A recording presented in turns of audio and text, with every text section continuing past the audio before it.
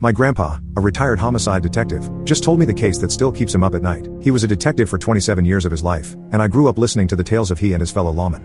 As a child, he obviously amended the stories quite a bit to make them age appropriate, but as I grew up, more and more of the true stories came out. Starting about 2 years ago, my grandpa got sick.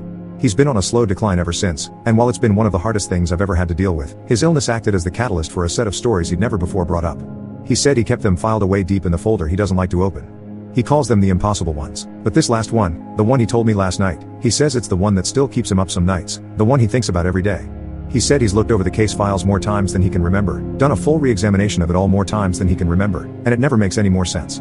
He said he only told me now because he can feel in his bones that he doesn't have a lot of time left. I recorded him telling me the story, so what follows is my transcription of the case, verbatim. I've only excluded his coughing fits and any off-topic remarks made during the telling of the case. The case was a murder/kidnapping, at least that's what it looked like, and it was me and Olson. I've told you about him. There was a family, the